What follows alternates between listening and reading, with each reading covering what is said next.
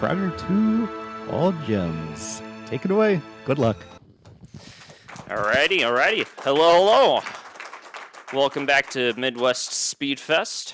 I'm Aaron, but you can call me Glass. I'll be doing a run in the All Gems category of Frogger 2 for the Game Boy Color.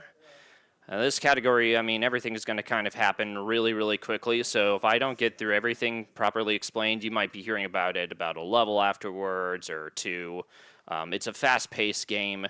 Luckily, All Gems is a little bit more forgiving in any percent moves extremely fast. All Gems, there's a little bit more room for error on certain levels, and I'll be able to better explain kind of what's going on, a few of the major concepts of the game, and so on and so forth, while achieving all the objectives that we are going after. So, I'm on the menu screen, but I'm going to reset first, and I figured it's only appropriate that we name this after the event that has graciously allowed Midwest Speedfest to be a thing.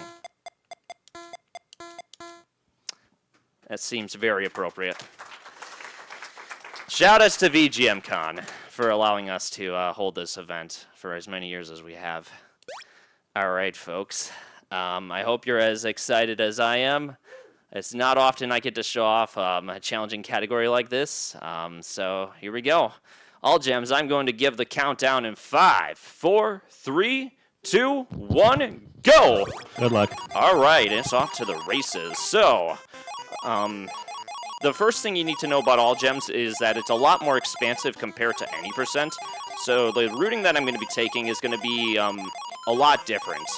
Each level has 16 gems, and I will be grabbing every single one of them 16 times over. You might notice me kind of just hopping all over the place. Ooh, first death. Right away. That's fine. And that just goes right into a perfect discussion topic of hitboxes. Let's just say the hitboxes are really big, and sometimes you'll just get caught in the thick of them, and there's nothing you can do about it. The cars are particularly some of the worst, but you'll get to see a few more examples of that. I guess another good topic to talk about while I'm running this game would be, of course, the rhythm. A big component of running this game for me would be that I like to treat the game like a 4/4 meter.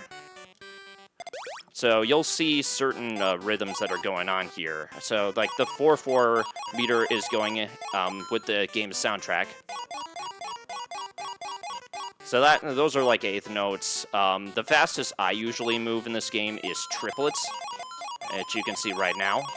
Triplets are generally quick enough to meet what I would quantify as task routes, or what would be considered task routes for this game.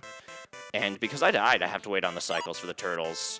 That's another thing. Cycles are going to be important in the first run. You want to see something cool? It's hard to explain, but there are just a few tiles where you can walk on water. The game kind of freaks out. It only has so many checks that it can run, and it treats certain areas like they're still scrolling objects. So that is one of like 5 tiles in Frog Pond that does that. There will be a few more, but I'm not going to be able to showcase any of them. Any percent has one more that is useful. And that's another All Gems level completed. Going into this next level here, kind of have to just know what I'm doing. This first half, a lot of these are quantified by like, first half is going to be, you have to just like meet the routes that you have. And then these next parts here, there's a lot of leeway. Things move pretty slowly on these second half, so you have just kind of room to relax a little bit, and then you have to just, you know, hop back to it. And that's kind of the theme of All Gems, is lots of hopping quickly in bursts, followed by very slow progression. So you see that one up over there? There's a gem hidden under it. And you wouldn't know this unless you casually play the game as long as I did. I've missed that many times, simply because I hadn't, like, ran All Gems in, you know, a good while. So, you know, it is easy to forget that sort of thing. And, yeah. This is a bit of a slower level, so I'm just going to be kind of chilling out here, and we'll see what the turtle cycles provide me here, because I did have one death in level 1, and that might change things a little bit.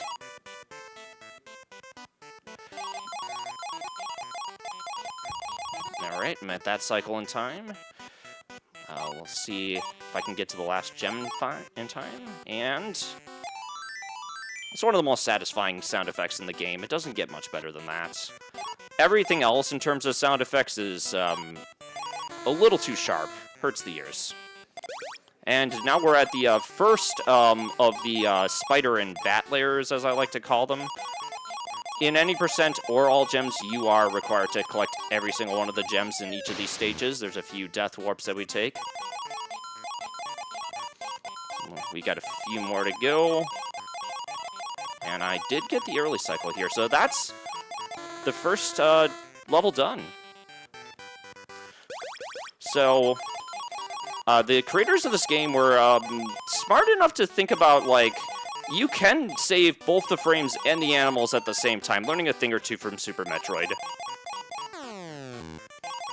Just figured I'd, say that right now. Ooh, losing a few lives here. That's fine, we're good. That will happen sometimes when you have, like, a bunch of branching paths like these ones here. Sometimes you just have to, like, improv stuff on the fly, like I am right now. Alright. So a few minor hiccups, but that's fine.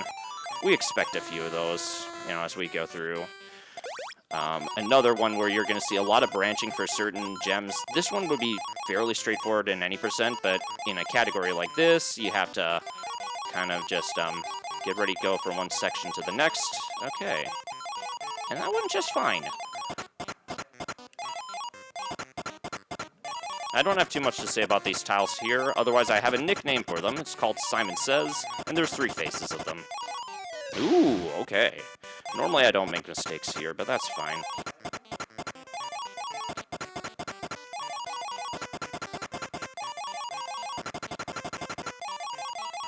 Yeah, we're done there. We got a life too, that's nice. So, every time you get 10,000 points, you do pick up an extra life. And in all gems, we'll be getting way past the max. It will only show up with 5 frogs, but you can get as many as like 9, 10 extra lives in the process of a category like this. In any percent, it can be even lengthier, so... at some point or another, I'll be less worried about my lives, but like at the moment... This level here is actually, playing the most efficient route. So what you see might look a little slow, but it is pretty close to what the world record does. And we'll grab this because there's time for it.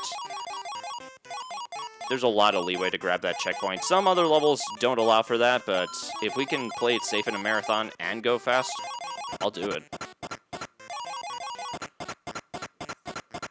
So this is another phase of Simon Says. There are some gems on the side we have to grab, and if we don't, we'll regret it. So let's grab them right now, shall we? Alright. And that's another one done. This here is one of the toughest levels. We're going to be doing a little bit of waiting. How's everybody doing? Awesome, awesome. Glad to hear. Yeah, so we had to wait that cycle right there. If we grab the gems, we are forced to kind of just wait out each of the cycles. And, alright, that's part 3.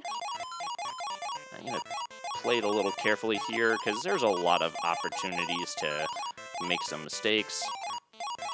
Ooh, like that, for example. So unfortunately, because I died there, I have to go right back from the very beginning. There is no checkpoints, but I did collect an extra one up. We'll see. I'm going to be collecting a lot of those, so plenty of leeway for error in that sense. Alright. And so we got one more phase of Simon Says coming up right now.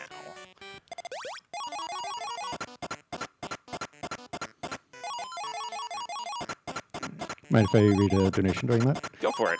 All right. We have a $10 donation from Sean, who says, "Glad to be in the crowd in person to support my buddy Glass for his run today. We both went to the same university and haven't seen each other since 2020, so it's been a long time coming. Shoutouts to Sean, VGM.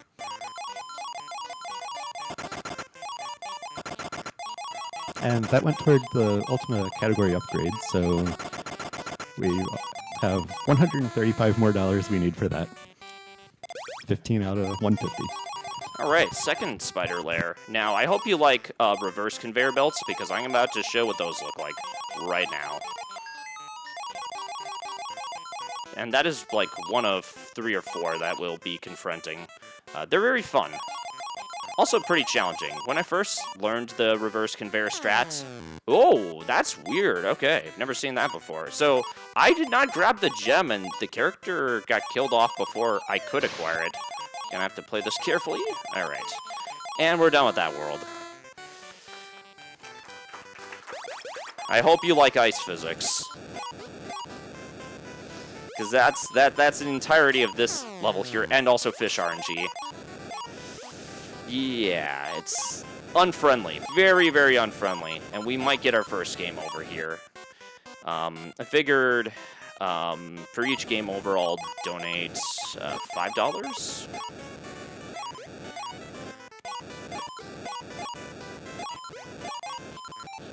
Alright, got through that one just fine. And I guess I figured I'd talk about these fun-looking individuals right here. The game calls them Pelcharski penguins. Not sure why, but when I was doing a quick search this morning, Pelcharski is Polish for power, I think. So I think they were trying to like find a workaround way to call them Emperor penguins. They don't look like Emperor penguins, and I wouldn't have guessed, but you know, that's not for me to think about. So this level right here is what I like to call YOLO level 3, because you can go super fast on it, but fish RNG will not allow for that, especially in a marathon, where you have to be very careful. I grabbed a checkpoint here, makes it a little more forgiving, but there are still a lot of places like that, for example, where you can go fast, but there's nothing you can do if like the fish is like on a certain cycle. So yeah, I had to wait carefully on that one. The fish have certain patterns. Ah, yes, lovely. All right. Ooh, that was close. Now we're gonna carefully wait it out. Ooh, okay, that's our first game over. That's fine. We expected at least one of those. That's okay. This is a brutal game. Frogger 2 for the Game Boy Color is part of a series where simple mistakes will be punished very easily, and you got to see a great example of that in action. Oh, bad fish RNG. The fish are not being very kind today. We would hope for more from them, but no, not this time. All right. Ooh, that was a little close. I cut that just a close. All right. Yeah. Classic fish. All right, we're back to YOLO level 3. Let's get this right a second time.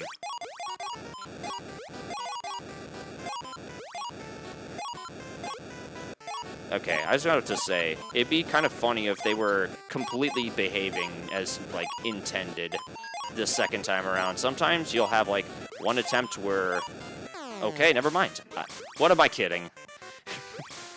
The fish are proving me wrong today. Shoutouts to fish. We kind of expected that.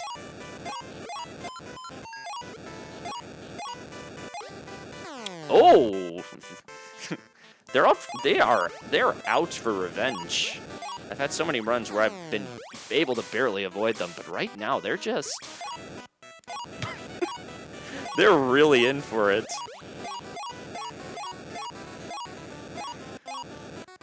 Just gonna have to laugh at my own misfortune in that sense, because sometimes... Okay, we are playing it safe. Alright, we're finally fasted. There we go.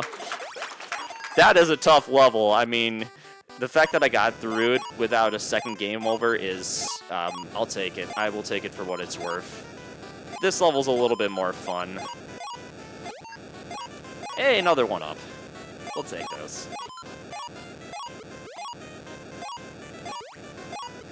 Alright, there is a very possibility. Okay, and we're good there. That one was not too bad. We have a lot of hopping to do on this particular level. I have to kind of just travel around the world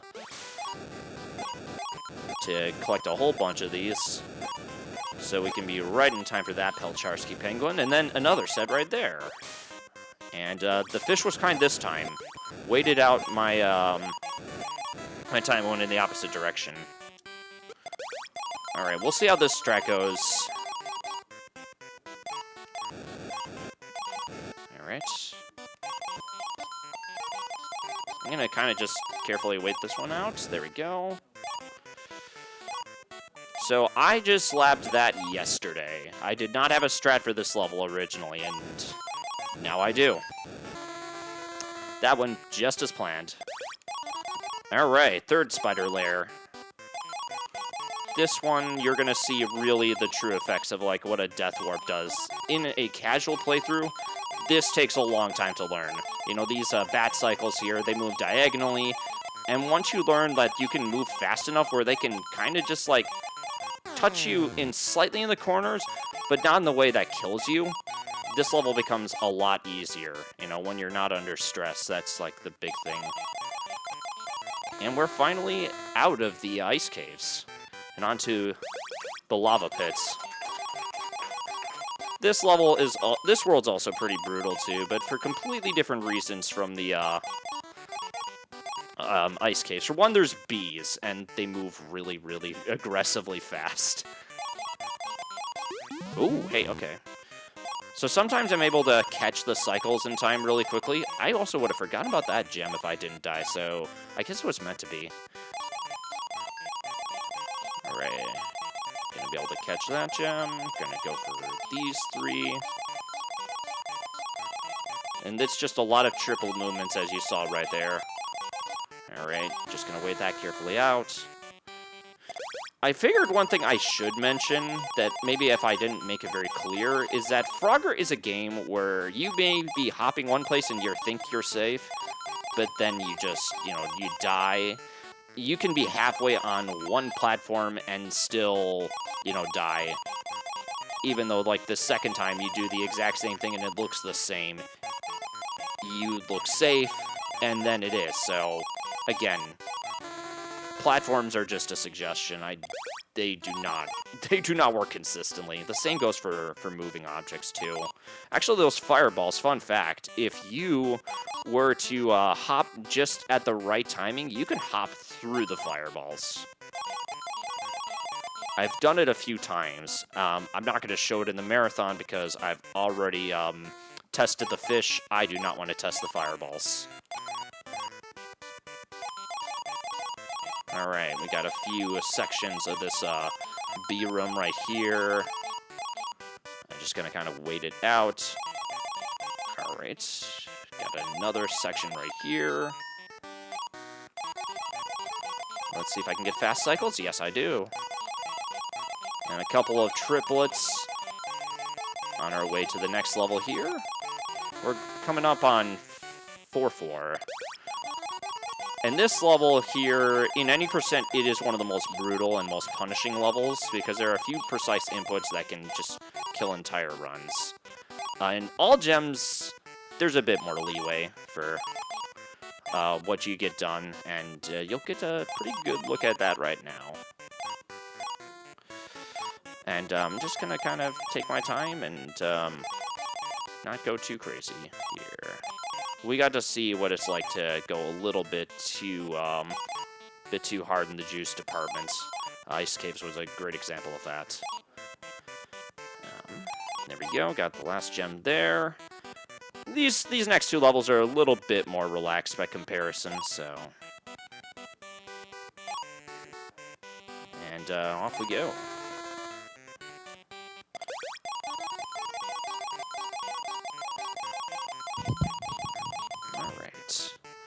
got a bit of waiting on these logs here, so... All right. Well, mind if I give a incentive update? Yeah, go for it. All right. Our next incentive to upgrade the category of the next run, Ultimate First Age of Darkness for 90% to all quests, all aliens. We're still at just 15 out of 150, so we need $135 more toward that by the beginning of the next run if we want to see that upgrade happen. I'd really like to see that happen, so make sure you get the donations in. P-Fund is a wonderful cause for those donations to be going to. Yeah, yeah.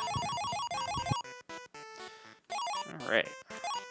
This level here, in any percent, it has some of the most satisfying movements. All gems is kind of similar, with a little extra steps because of all the gems that are kind of just hidden in these, like, what I like to call crawl spaces. There's a good number of them here. This is one of them. We got another one coming up right here. Gonna kind of just wait for the bees, because sometimes I do not catch the right cycles. Just grab that out of safety's sake. And, ooh, okay. Got a little too relaxed. That's fine. We're fine. All right. Second to last, bat spider lair. This one here, the first half is relatively relaxed. We get some time to sort of think before we go into the absolute brutality that is World 5, the mines. This section particularly here gives us some time to rest. We get to think. The spider is just kind of doing its thing, but once it gets past, it's go time. So off we go. Bunch of triplets. We got to go real fast. All right, just wait that spider out a little bit. And Death Warp will get us back here. I was on target for a good train, but I was just going to play it safe. Whoa, hold up. That was a misinput. Shoutouts to misinputs. All right, one more world left to go. And in all gems, this is one of the scariest worlds you can possibly be on. In any percent, it's just a matter of conquering the nerves. In all gems, there are so many different like moving platform jumps you have to do, and this exemplifies like you have to be on a moving platform at the right time. Otherwise, you're just dead. There's like nothing you can do about it. And that is why all gems becomes very punishing, because it's difficult enough at the beginning, but it gets way more challenging at the end, especially when you're on world record pace. Just quickly grab that. Looks like I grabbed everything there. I was doing a bit of a sanity check to make sure I didn't forget anything. And then also, I don't know what these things are that... These, amalgamations that are just kind of crawling across the void that is the pits below. Yeah, never ever been able to figure out what they are, but they're there. Alright, another set of gems collected. We're getting to one of the toughest levels in this game. Right here. We'll see how I do. We're gonna get some serious time for this one. Lots of precise movements here. Cut that a little early, but I didn't get punished for it.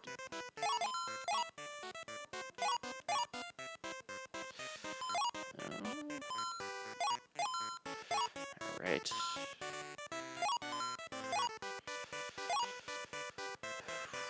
Okay, barely made it across.